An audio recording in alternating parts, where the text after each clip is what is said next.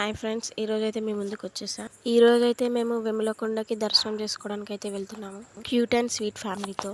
ఇక లేట్ ఎందుకు వెళ్ళి చూసేద్దాం పదండి, ఎలా దర్శనం అయిందో ఏమేం చేసామో. అక్కడికైతే వచ్చేసాం. వచ్చిన తర్వాత ఫస్ట్ గుండంలో అయితే స్నానం చేసుకొని వెళ్ళి దర్శనం చేసుకోవాలి. వెళ్ళాలని అసలు ఏం ప్లాన్ కూడా వేసుకోలేదు, సడన్ గా అనుకొని వచ్చేసాం అదే రోజు. మా చుట్కీ గాడు కూడా చేసుకున్నాడు గుండంలో స్నానం. మా డింపి చుట్కీ అట్లాంటిది ఏం భయం లేకుండా స్నానం చేసుకున్నారు, కానీ నాకైతే నీళ్ళంటే మస్తు భయం అసలు. కానీ అంత దూరం వెళ్ళి గుండంలో స్నానం చేయకపోతే ఎలా అని చెప్పేసి ఒక 3 మునుగులు అయితే మునిగేసి అందరం స్నానాలు చేసేసుకుని రెడీ అయ్యేసి దర్శనంకి అయితే వెళ్ళాము. మాకు దర్శనానికి ఎక్కువ టైం అయితే ఏం పట్టలేదు, తొందరగానే అయిపోయింది.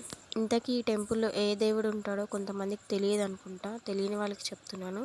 లక్ష్మీ నరసింహ స్వామి ఉంటాడు. ఇక్కడ ప్రత్యేకత ఏంటంటే గుడి పూర్తి పేరు వచ్చేసి మత్స్యగిరి శ్రీ లక్ష్మీ నరసింహ స్వామి వారి ఆలయం. స్వయంభూగా వెలిసాడంట లక్ష్మీ నరసింహ స్వామి. మత్స్యగిరి అని పేరు ఎందుకు వచ్చింది అంటే ఇక్కడ స్వామివారు చాప పైన కూర్చొని ఉంటాడంట. గుండంలో ప్రత్యేకత ఏంటి అంటే మీసాల చాపలు ఉంటాయి, వాటికి పైన స్వామివారి నామం ఉంటుంది. ఇదే ఇక్కడ ప్రత్యేకత. నెక్స్ట్ అయితే ఇక లడ్డు పులిహోర తీసుకున్నాం, తినేసినాం. ప్లేస్ బాగుంది అని చెప్పి కొన్ని ఫొటోస్ వీడియోస్ అయితే తీసుకున్నాం. నెక్స్ట్ ఇంటికి వచ్చేసినాం. ఇక బాగా కోల్డ్ అయింది, వాయిస్ అయితే కొంచెం చేంజ్ ఉంది. అందరూ సబ్స్క్రైబ్ చేసుకోండి.